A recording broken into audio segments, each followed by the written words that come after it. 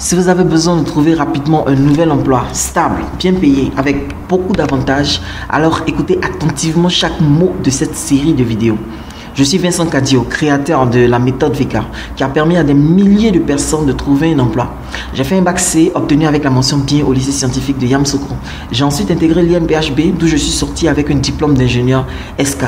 Alors que tout me promettait un brillant avenir, j'ai passé presque 2 ans à la maison à la recherche d'un emploi. Je sais ce que ça fait de postuler sans jamais recevoir la moindre réponse. Je sais ce qu'on ressent quand on en a marre de tourner en rond à la maison, à ne rien faire. Je connais la sensation qu'on ressent quand ton entourage se moque de toi parce que malgré tes diplômes, vous êtes même chose. Je connais l'angoisse et la détresse que tu ressens lorsque tu attends l'appel d'un recruteur depuis plusieurs semaines déjà et que rien ne se passe. Et que tu t'accroches désespérément à un espoir envolé. Je sais ce que ça fait. À force de persévérance, quand j'ai finalement compris comment trouver un emploi et que j'ai appliqué scrupuleusement la méthode, j'ai fait successivement 3 des plus grandes multinationales du Côte d'Ivoire. En 2006 Move, 2009 Cobium et depuis 2012 Orange. Et depuis, je me suis donné pour mission d'aider le maximum de personnes à sortir de cette spirale infernale. Et Dieu merci, des milliers, que dis-je, des dizaines de milliers de personnes ont trouvé enfin un emploi à leur valeur. Je vous présenterai plus tard quelques témoignages, mais avant, dans cette vidéo, je vais vous expliquer concrètement ce que c'est cette fameuse méthode VK et comment en l'appliquant, vous trouverez vous aussi rapidement un bon emploi.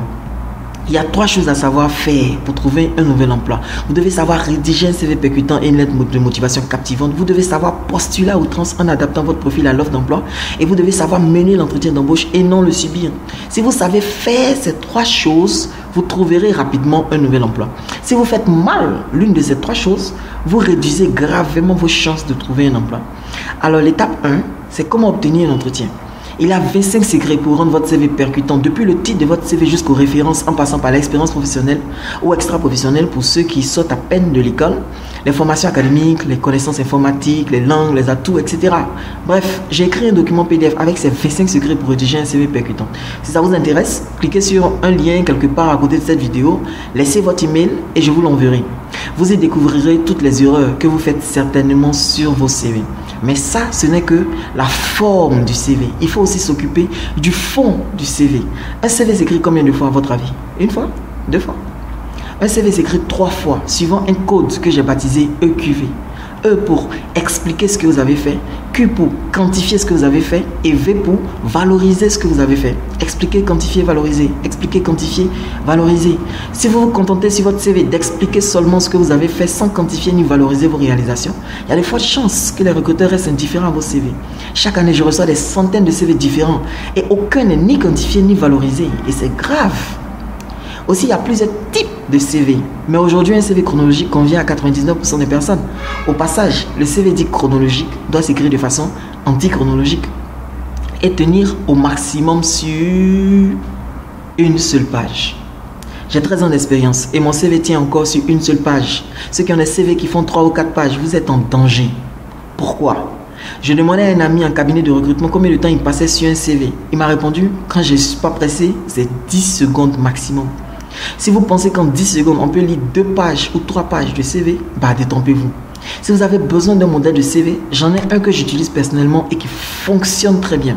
C'est ce modèle de CV là en 2 colonnes. Mais vous pouvez aussi faire un tour sur le site modeldecv.com, trouver un modèle qui vous intéresse. Au CV percutant, il faut ajouter une lettre de motivation qui soit captivante. Et il y a 2 types de lettres de motivation. La lettre de motivation en réponse à une offre d'emploi et la lettre de motivation en candidature spontanée. Dans les 2 cas, la lettre de motivation contient 3 parties. Lesquelles? Si vous restez jusqu'à la fin de cette série de vidéos, je vous indiquerai comment avoir des modèles gratuits de lettres de motivation. Au passage, si on vous demande de préciser vos prétentions salariales sur la lettre de motivation, il est préférable de les écrire après la formule de politesse et la signature, en donnant un intervalle, pas un montant fixe, mais un intervalle suffisamment large, sans préciser s'il s'agit du salaire net ou du salaire brut. Mais si vous vous trompez en définissant les bornes de votre intervalle, votre processus de recrutement peut prendre fin brutalement. Alors comment procéder? Bref, pour obtenir un entretien, il vous faut savoir rédiger ces 2 documents, le CV et la lettre de motivation. Et ça, ce n'est que la première étape de la méthode. L'étape 2, c'est postuler à outrance en adaptant son profil pour coller à l'offre d'emploi. Écoutez-moi bien, votre travail, c'est de postuler. sans vous auto-disqualifier d'avance. Non, votre travail c'est de postuler, avec ou sans l'expérience requise, avec ou sans le diplôme requis, avec ou sans les atouts demandés. Même si vous êtes convaincu qu'on ne vous retiendra pas, vous devez postuler. Et d'ailleurs, la seule façon de savoir si vous ne serez pas retenu pour un poste, c'est de postuler. Au moins là, vous aurez si on vous a pris ou pas. Mais si vous ne postulez pas, vous avez 100% de chances d'échouer. Mais si vous postulez, vous avez 50% de chances d'échouer et 50% de chances de réussir. Parce qu'on peut soit décider de vous garder, soit décider de ne pas vous garder. Ça fait 50%, 50%. C'est 50% de chances de réussir, pas 1% ou 2%. 50% de chances. Et même si on ne vous retient pas, qu'est-ce que ça fait? Je vois des gens être découragés pendant des mois parce qu'ils ont manqué un entretien. Écoutez-moi bien, on ne peut pas perdre ce qu'on n'a pas. On ne peut pas perdre ce qu'on n'a pas. Est-ce que vous avez déjà perdu 1 milliard? Non. Pourquoi? Parce que vous n'avez jamais eu ce montant. Donc, on ne peut pas perdre ce qu'on n'a pas. Dans un processus de recrutement, avant de postuler à cet emploi, vous n'aviez pas l'emploi. Après avoir postulé, vous n'avez toujours pas l'emploi. Pourquoi vous êtes découragé? Qu'est-ce que vous avez perdu?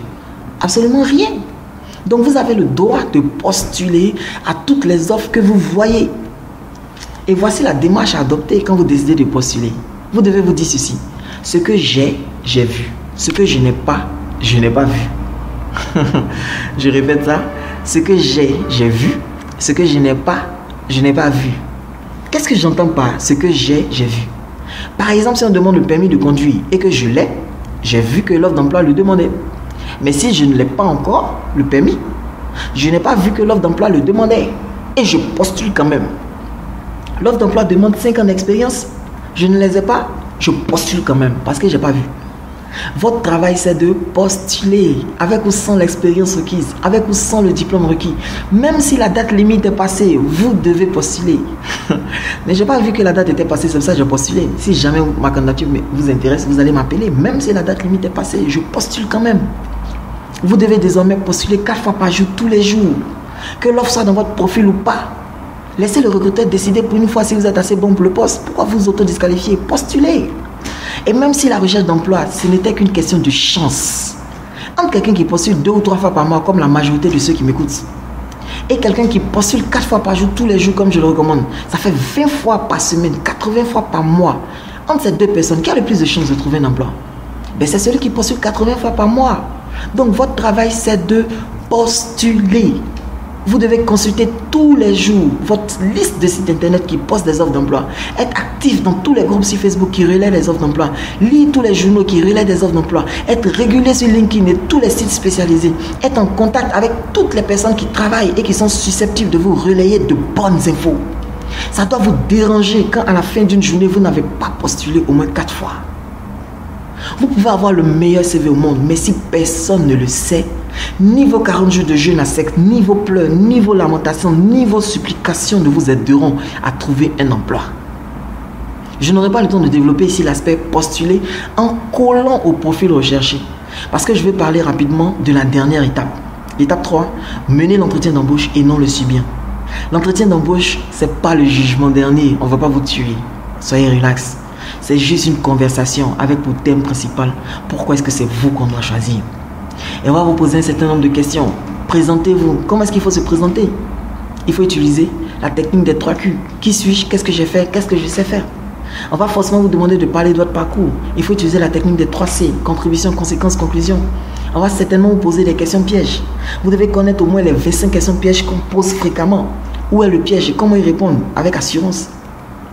On va certainement vous poser la question, pourquoi est-ce que c'est vous qu'on doit choisir parmi tous les candidats? Vous devez utiliser la technique des 3 E, éducation, expérience, enthousiasme. Et certainement, vous allez arriver à un moment donné sur la négociation salariale et on va vous demander quelles sont vos potentiels salariales. Et là, vous devez répondre QQVAAMP, c'est-à-dire, qu'est-ce que vous avez à me proposer? Qu'est-ce que vous avez à me proposer? Et on peut vous demander, mais combien est-ce que vous gagnez actuellement? Comment est-ce qu'on répond à cette question? On donne le salaire? Jamais. Quels sont les autres avantages que vous pouvez négocier en plus de votre salaire? Quelles sont les 3 questions stratégiques que vous devez poser au recruteur à la fin de tout entretien? Sans une parfaite maîtrise de ces différentes étapes, vous aurez du mal à décrocher les vrais postes. Pas les stages, les CDD, vous pourrez en avoir. Mais les vrais postes, vous aurez du mal à les avoir. Alors, quels sont les next steps? Si vous avez appris quelque chose dans cette vidéo, téléchargez-la parce qu'elle ne restera pas longtemps sur Internet. Écrivez en commentaire les noms des personnes qui ont besoin de la regarder aussi, qui peuvent apprendre des choses dans cette vidéo. Likez la vidéo, partagez-la partout, copiez le lien partout, envoyez-la par mail à tout le monde. Et surtout, posez vos questions, toutes vos questions en dessous de cette vidéo. Et je vais y répondre dans la prochaine vidéo que je vais réaliser dans quelques jours. Et puis n'oubliez pas, si ça vous intéresse, les 25 secrets pour rédiger un CV percutant, remplissez le formulaire en cliquant sur le lien à côté de cette vidéo et je vous l'enverrai. C'était Vincent Cadio, créateur de la méthode VK. Merci.